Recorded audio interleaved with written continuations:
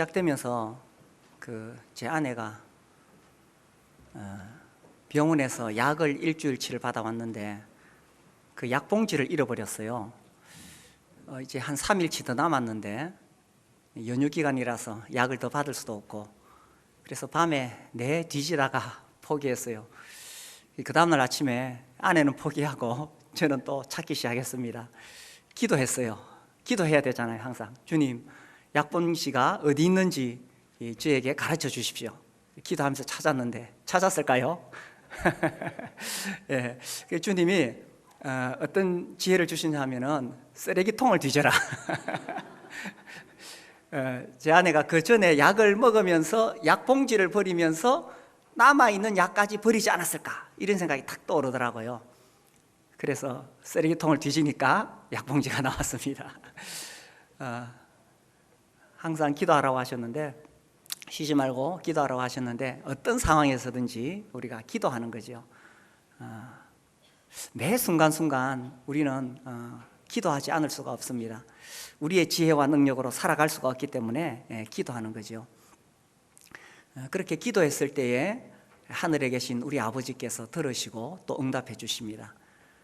그런데 기도는 단순히 내가 어떤 것을 구해서 얻는 것 그 이상이라는 것입니다. 하나님은 단순히 우리의 심부름꾼이 아니지요. 물론 우리에게 필요한 것을 하나님께 구해서 응답을 받을 수가 있습니다. 그런데 사실 기도를 계속 하다 보면은 그것 이상이라는 것을 점점 느끼게 됩니다. 그래서 우리가 기도에 대해서 계속 배울 필요가 있습니다.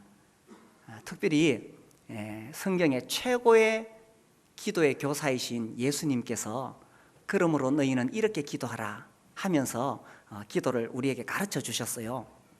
그래서 우리가 지금 몇 주째 주님이 가르쳐 주신 이 기도를 배우고 있습니다. 이렇게 배우고 있는데 어떻습니까? 집에서 이렇게 한번 해보십니까? 별로 대답이 없으시는데, 아무리 기도에 대해서 많이 배워도요, 기도하지 않으면 아무 소용이 없습니다. 물론 열심히 많이 기도하고 계시겠지만 이제 이 원리를 적용해서 한번 기도해 보십시오. 아무리 전도에 대해서 많이 배워도 전도하지 않으면 아무 소용이 없듯이, 기도에 대해서 아무리 많이 배워도 기도하지 않으면 소용이 없습니다. 기도를 배우려면 일단은 기도를 많이 해야 됩니다. 전도를 배우려면 일단은 전도를 많이 해야 됩니다. 많이 하다 보면 나에게 뭐가 부족한지 알게 되고, 또 그 전도의 원리, 기도의 원리를 깨닫게 되는 거예요. 그런데 실제로 전도하지 않고 기도하지 않고 아무리 원리를 많이 배워도 그게 소용이 없습니다. 그리고 귀로 들을 때는 이해가 되는데 실제로 적용이 안 됩니다. 이 연습이 필요한 거예요. 연습이. 이전에 우리 교회가 이곡동에 있을 때에 성도들이 탁구를 많이 쳤어요.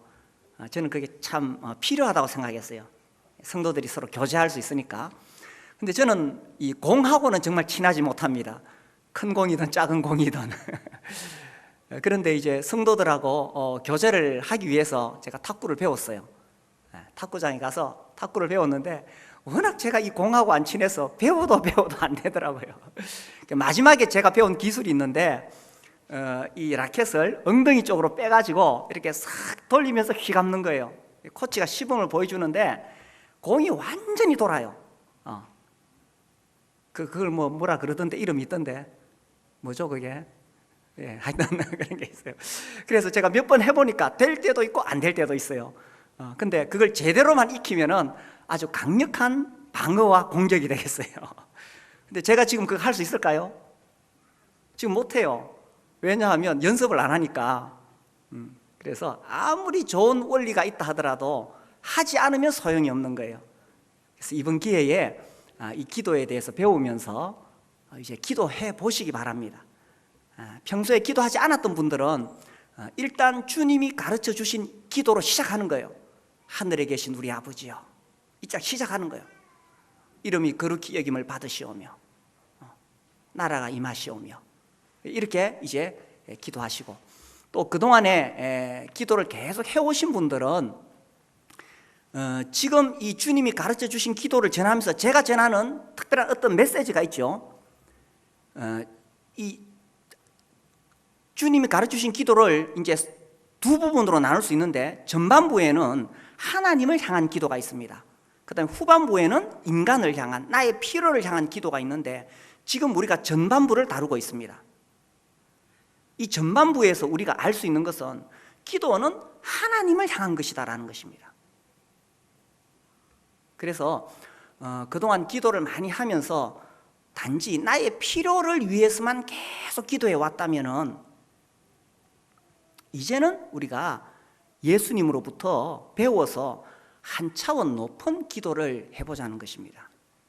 그래서 주님이 기도를 가르치실 때 이 앞에 세 가지는 하나님을 향한 기도, 하나님을 만나도록 하는 기도라는 거예요.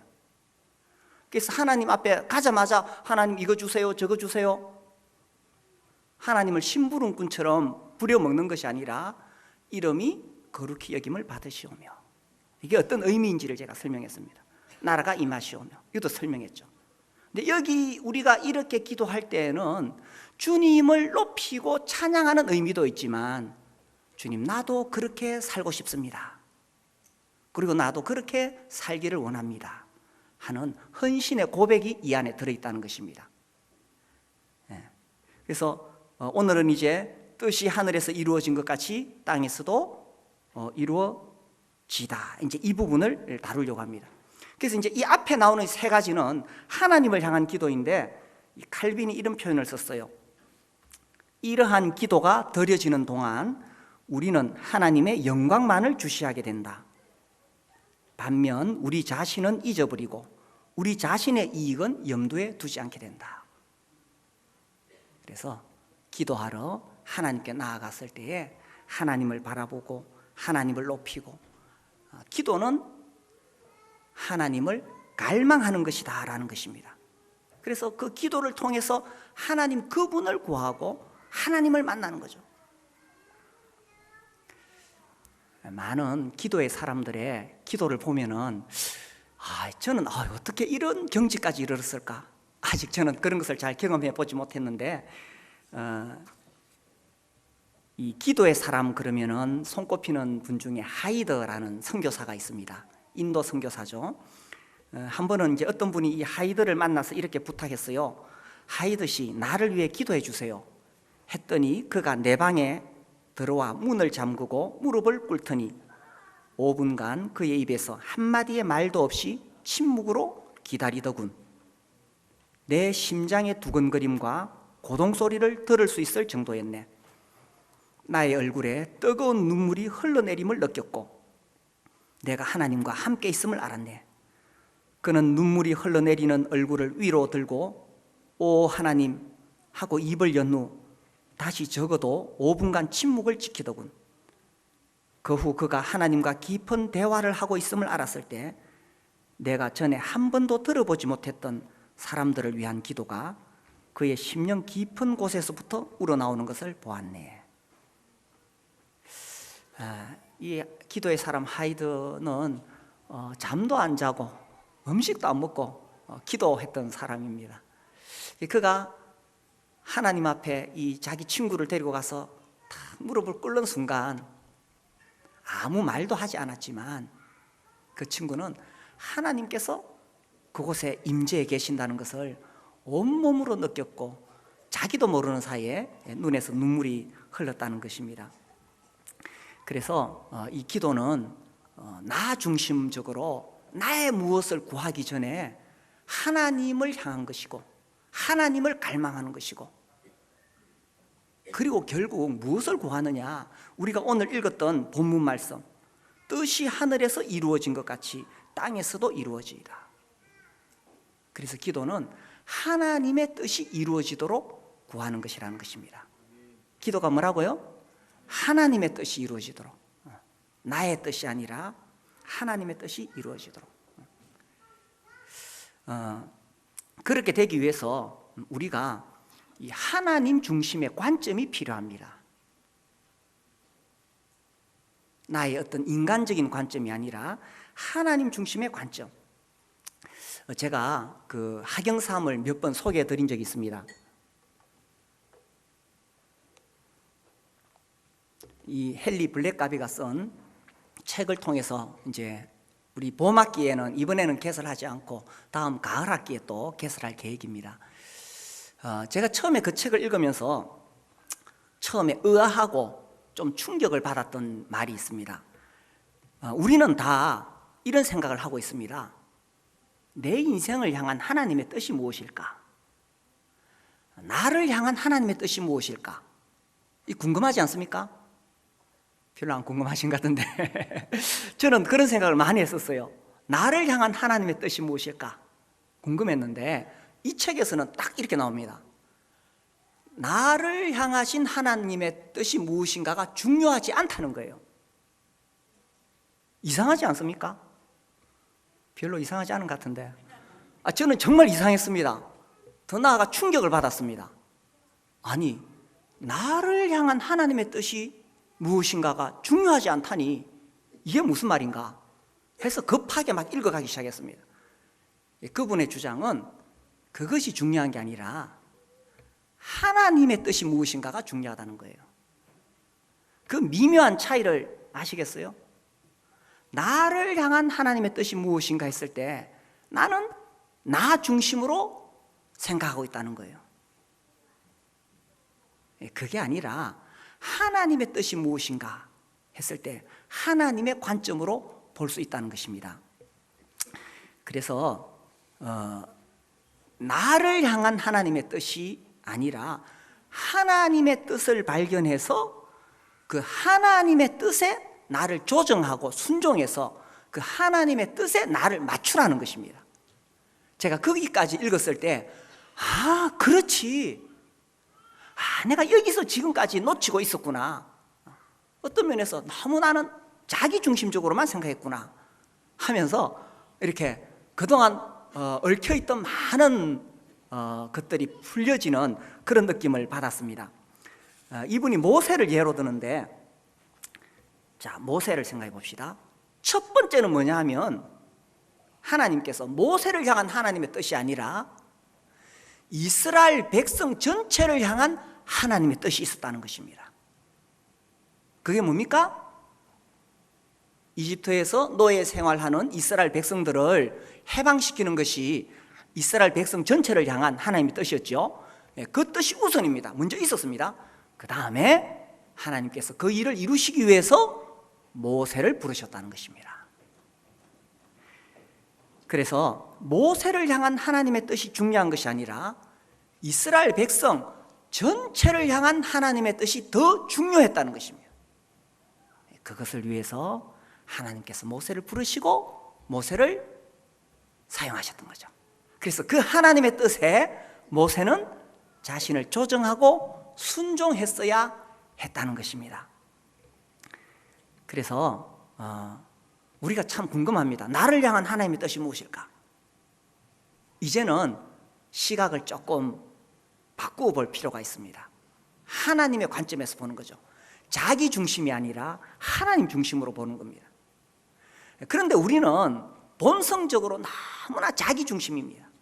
그래서 헨리 블랙가비가 이렇게 비교했어요. 인생의 초점이 자기에게 맞추어져 있다. 자기중심적인 사람은 인생의 초점이 자기에게 맞추어져 있고 자기가 뭔가 이루어 놓은 것에 대해서 자랑스러워합니다. 내가 이렇게 했는데, 교회에서도 내가 이렇게 교회를 이렇게 섬겼는데, 또 내가 이렇게 했는데, 자기를 자랑스럽게 여깁니다. 그렇다 보니까 자기 자신을 내세우고 높이게 되는 거죠. 그리고 무슨 일이 있으면, 교회에서도 무슨 일이 있으면 하나님의 관점이 아니라 사람의 입장에서 환경을 본다는 것입니다. 이게 자기중심적인 사람. 그런데 하나님 중심으로 보게 되면은 삶의 초점을 누구에게 맞추겠어요? 하나님께 맞추는 거예요. 그리고 자기가 하는 일이 중요한 것이 아니라 하나님이 하고 계신 일에 초점을 맞춥니다. 하나님을 의존하고 또 하나님의 능력과 하나님이 나에게 채워주실 것을 의존한다는 거예요. 그래서 사람의 입장이 아니라 하나님의 입장에서 모든 환경을 바라본다는 것입니다. 이렇게 딱 대조가 되죠. 근데 우리는 본성이 자기중심적이기 때문에 자주 이렇게 생각을 틀어버리고 내가 하나님의 관점으로 봐야지, 이러한 것들이 필요하다는 것입니다. 그래서 우리가 나를 향한 하나님의 뜻을 찾기 전에 이 시대를 향한 하나님의 뜻이 무엇인가, 이거를 볼 수 있는 눈이 있어야 된다는 것입니다. 노아가 하나님을 향해서 어떤 비전을 가지지 않았습니다. 노아가 하나님, 내가 하나님을 위해서 내 몸을 바치겠습니다, 헌신하겠습니다, 어떤 꿈을 가지고 계획을 가지고 비전을 가지지 않았다는 거예요. 노아가 아무리 하나님을 위해서 위대한 비전을 가져도 아무 소용이 없어요. 왜 그렇습니까? 이제 곧 하나님께서 홍수로 다 파멸시킬 것이기 때문에 노아가 어떤 꿈을 가지더라도 아무 소용이 없습니다. 중요한 것은 무엇입니까? 하나님의 계획과 뜻이 더 중요하다는 거예요. 그래서 하나님의 뜻은 이미 정해졌습니다.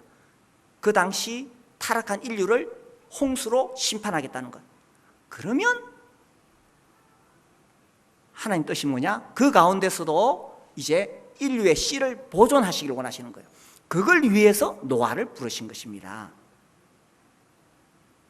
그러니까 하나님의 크신 뜻이 무엇인가를 먼저 이해하고 그 다음에 내 인생을 거기에다가 맞추어 드린다는 것입니다. 이 시대를 초월해서 전 인류를 향한 하나님의 뜻이 있지요. 우리 그거 잘 압니다. 과거, 현재, 미래를 초월해서 전 인류를 향한 하나님. 물론 하나님의 뜻은 성경에 여러 가지로 표현되어 있습니다. 딱 하나만 말할 수 있는 것이 아닌데, 근데 전체적으로 봤을 때에 전 인류를 향한 하나님의 뜻, 우리 한번 찾아볼까요? 요한복음 6장입니다. 요한복음 6장 40절.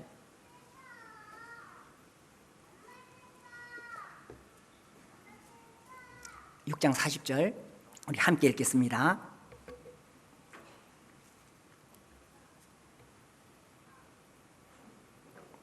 (6장 40절) 시작.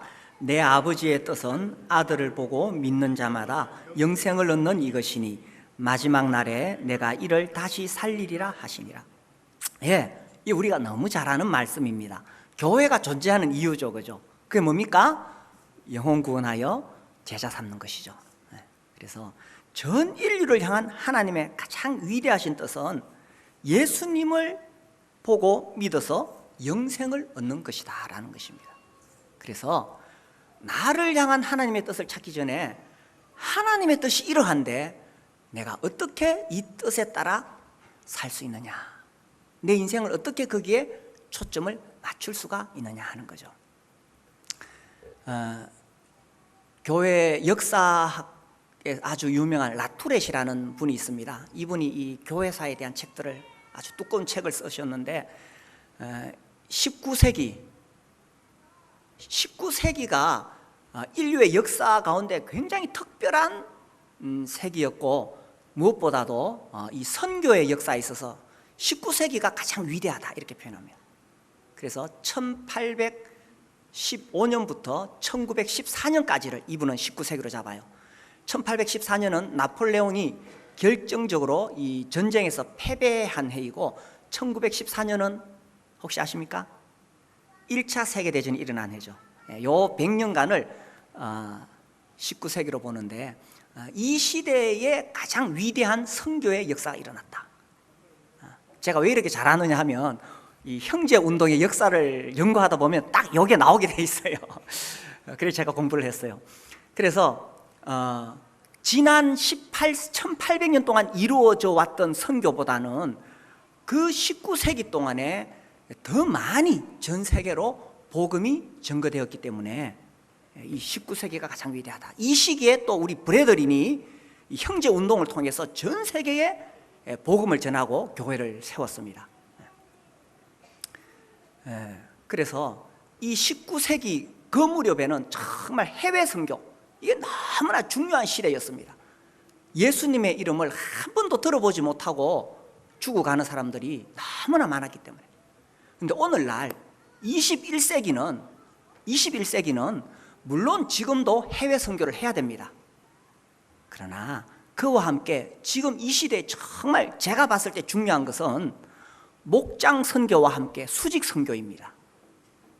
19세기가 수평 선교였다면, 수평 선교, 그 시대의 사람들에게 복음을 전하는 것이었다면, 이 시대는요, 우리 자녀들에게, 우리 손자들에게 복음을 전하는, 이것이 너무나 중요한 과제입니다. 그리고 또 이 시대에 복음을 전할 수 있는 정말 중요한 것은 목장을 통해서 영혼들을 초청하는 거죠. 그래서 이제 2019년 이제 설날까지 지났으니까 진짜 새해가 시작되었지요. 우리가 하나님의 뜻에 나를 맞추는 것입니다. 영혼 구원하여 제자 삼는 것. 그래서 올해는 우리 각 목장마다 정말 예수님 모르는 사람이 한 영혼 들어와서 예수님 만나고 침례 받을 수 있도록, 그렇게 할 때에 막연히 주님 우리 목장에 영혼을 보내주십시오 이렇게 기도하면 안 돼요. 그렇게 하지 말고 목장 식구들이 다 자기가 알고 있는 사람들 이름을 적어내야 됩니다. 대구에 살고 예수님 모르는 사람, 뭐 저기 서울에 사는 사람은 쉽지 않아요, 그죠? 대구에 살고 예수님 모르는 사람 이름을 적어내고 그 이름을 가지고 계속 기도하는 것입니다. 그렇게 기도하다가 이제 때를 찾아가지고 우리 목장에 밥 먹으러 와요. 또 밥 먹으러 오면 우리 교회 삼공부에 참여해요. 이렇게 이제 안내하는 거죠. 그래서 이 기도도 마찬가지입니다. 기도도 나의 뜻을 이루기 위한 기도가 아니라 하나님의 뜻을 구하는 기도가 되어야 된다는 것입니다. 그 하나님의 뜻을 구하는 기도는 굉장히 광범위하지만 특별히 전 시대를 초월해서 하나님께서 가지고 계신 뜻은 아들을 보고 믿는 자마다 영생을 얻는 것. 그래서 우리가 영혼 구원하여 제자 삼는 것이죠. 그래서 이제 올해 기도하실 때 꼭 이 기도를 잊지 마시고 개인적으로나 또 목장에서도 이게 뜻이 하늘에서 이루어진 것 같이 땅에서도 이루어지이다, 이 기도를 우리가 드리는 거예요. 자, 이제 나아가서 우리가 이제 하나님 중심의 관점으로 볼 수 있어야 되고 기도할 수 있어야 되는데, 이 하나님 중심의 관점으로 하나님의 뜻을 발견하게 될 때에 우리가 발견하는 것은 하나님의 뜻은 더 크고 놀랍다는 것입니다.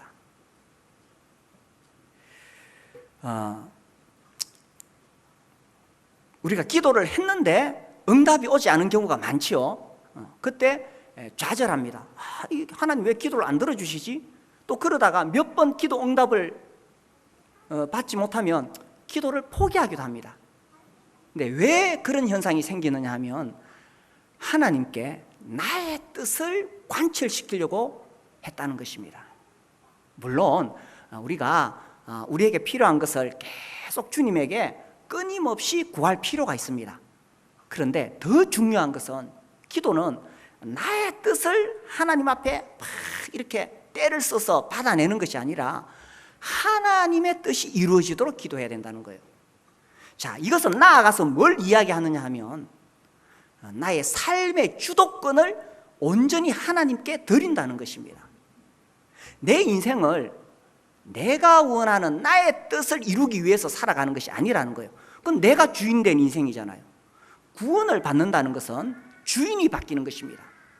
이제 내가 예수님을 나의 구주와 주인으로 모셨을 때에 나의 주인은 예수님이 되는 거죠. 그래서 나의 뜻을 이루어가는 것이 신앙생활이 아니라 하나님의 뜻을 이루어가는 것이 신앙생활입니다. 그렇다면 기도도 나의 뜻을 관철시키는 것이 아니라 주님의 뜻이 이루어지는 것이 기도라는 거예요. 뜻이 하늘에서 이루어진 것 같이 땅에서도 이루어지다.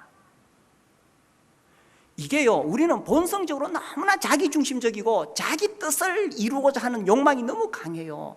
특히 사람들이 많이 모였을 때에 그렇게 하면 이 공동체가 어려워집니다. 교회에서도 자기 뜻을 어떻게 해서든지 관철시키려고 하는 사람이 있으면 교회 공동체가 불안해요. 그래서 교회는 하나님의 뜻이 무엇인가를 찾아가는 거예요. 하나님의 뜻이 무엇인가? 회의를 해도 회의할 때도 자기 뜻을 관철시키는 것이 아니라 주님의 뜻이 무엇인가? 우리가 인생을 살아갈 때도 나의 뜻을 이루어가는 것이 아니라 주님의 뜻이 무엇인가? 기도할 때도 나의 뜻이 아니라 주님의 뜻이 무엇인가? 그것을 찾아가는 거예요. 그런데 주님이 보실 때에 주님의 뜻이 있는데 나의 뜻을 계속 요구할 때에 응답이 안 될 수 있다는 것입니다. 자, 요셉을 예로 들어봅시다. 요셉이 형들에게 이제 팔려서 이집트로 왔죠. 그 아버지 집에 있을 때는 채색 옷을 입고 특별한 사랑을 받으면서 자유를 누리면서 살았는데 이제 애굽에 종살이 하니까 얼마나 힘들겠어요. 온갖 험한 일을 다 해야 될 뿐만 아니라 처음에는 말도 못 알아듣으니까 두들겨 맞았을 겁니다.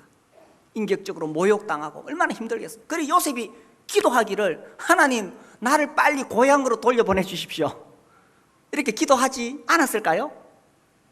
뭐 성경에는 안 나오니까. 요셉이 아무리 그렇게 기도해도 그 기도 응답 안 됩니다. 요셉은 고향으로 돌아가는 것이 그의 뜻일지 모르겠지만 하나님은 하나님의 더 크고 놀라운 뜻이 있었다는 거예요. 그러다가 요셉이 보디발의 아내에 의해서 감옥에 갇혔어요. 야, 이거 얼마나 억울합니까? 정말 그 얼토당토 않는 누명을 뒤집어 쓰고 감옥에 갇혔으니 얼마나 억울하겠어요. 저도 막 억울한 걸 못 참아요. 말하고 싶어서. 그 요셉이 얼마나 힘들겠어요? 그렇게 감옥에 갇혔을 때 하나님께 기도하지 않았겠어요? 하나님, 나 정말 억울한 거 하나님 아시지요? 내 누명을 좀 벗겨주시고 이 감옥에서 나올 수 있게 해주십시오. 근데 그 기도가 응답이 됩니까? 안 된다는 거예요. 요셉의 뜻과 하나님의 뜻이 달랐어요. 무엇보다 중요한 것은 요셉의 머리로는 이해할 수 없는 더 크고 놀라운 하나님의 계획과 뜻이 있었다는 것입니다. 하나님께서는 굉장히 놀라운 계획을 가지고 있었죠, 그죠? 우리가 출애굽기 이렇게 쭉 읽어보면 정말 크신 계획입니다. 그걸 뭐 어떻게 다 말하기도 어렵습니다. 우선 눈에 보이기에는 7년 기근에서 건져내는 것이지요, 그죠? 기근이 될 것인데 이제 하나님의 백성들을, 이스라엘 민족을 거기서 건져내셔야 됩니다. 그러려면 누군가 사용될 사람이 있었는데 그 사람으로 하나님은 요셉을 찍었는 거예요. 그리고 단순히 그게 기근의 문제가 아니에요. 그 이스라엘 백성들이 그 당시에 야곱의 자손들이 가나안 땅에 살고 있었습니다. 이 가나안은 우상을 섬기는 땅이에요. 그러니까 영향을 받을 수밖에 없어요. 그래서 하나님께서 그들을 이끌어내셔서 이집트의 고센 땅에서 그들만의 민족을 이루도록 특별한 기간이 필요했다는 것입니다. 그래서 그 고센 땅을 이스라엘 민족의 인큐베이터다 이렇게 표현합니다. 거기서 이제 그 야곱의 자손들 70명이 민족으로 이렇게 성장하도록 하는 인큐베이터였다 이렇게 표현합니다. 나아가 거기서 이제 성막을 지을 수 있는 준비를 하는 거죠. 이런 하나님의 크고 놀라운 계획이 있었다는 것입니다. 하나님의 뜻이 있었다는 것입니다. 그래서 요셉이 그 하나님의 뜻을 이해를 못하죠. 자기는 단지 눈앞에 이 고생스러운 게 너무 힘드는 거예요. 자기가 고생하는 게 너무 힘드니까 하나님 고향으로 돌려보내 주십시오. 하나님 감옥에서 나오게 해주십시오. 누명을 벗겨주십시오. 눈앞에 고생이 너무 힘드니까 그렇게 기도했을지 모르지만 정말 요셉이 정말 바르게 기도했더라면 주님 뜻이 하늘에서 이루어진 것 같이 땅에서도 이루어지이다 이렇게 기도했어야 되잖아요. 실제로 요셉은 그렇게 기도한 것 같아요, 그죠? 그래서 보디발의 집에서 노예 생활할 때도 거기서 원망하나 불평하지 않고 충성스럽게 섬겼습니다. 감옥에서도 충성스럽게 섬겼습니다. 왜냐하면 그는 뭔가 알 수는 없었지만 하나님의 뜻에 순종하면서 살려고 했기 때문에. 우리가 기도했는데 왜 응답이 되지 않을까요? 응답되지 않는 이유가 성경에 몇 가지 나옵니다. 내가 죄를 지었거나 뭐 이런 또 응답이 지체되거나 어떤 몇 가지 이유가 있어요. 그 가운데서 정말 중요한 응답되지 않는 이유가 하나 있는데, 그것은 내 뜻보다 더 크고 놀라운 하나님의 뜻이 이루어져야 하기 때문인 것입니다. 그래서 내가 기도하다가, 보통 우리가 왜 기도합니까? 언제 기도합니까? 잘 먹고 잘 살 때 기도 안 합니다. 어려운 일 당했을 때 기도하죠. 문제가 생겼을 때 기도하죠. 고생 안 하려고 기도합니다. 그런데 사실은 그것이 응답되지 않았을 때에 하나님은 더 크고 놀라운 뜻을 가지고 계신다는 거예요. 요셉이 이집트 땅에 노예로 팔려와서 밑바닥에서부터 살아야 나중에 총리가 되었을 때에 서민들의 생활을 이해할 수 있습니다. 요셉이 억울하게 감옥에 갇혀봐야 자기가 총리가 되었을 때 억울한 사람의 심정을 이해할 수 있다는 것입니다. 요셉이 그 감옥에서 정치범들을 만나봐야 나중에 그가 총리가 되었을 때에 애굽 정치 상황을 파악할 수가 있었다는 것입니다. 하나님은 그런 것들을 하나하나 계획하시고 요셉의 삶을 이끌어가고 계셨다는 거예요. 물론 요셉은 그걸 다 이해하지는 못했지만 정말 하나님 앞에서 순종하는 삶을 살았기 때문에 결국은 총리가 되고 하나님의 뜻에 쓰임을 받는 거죠.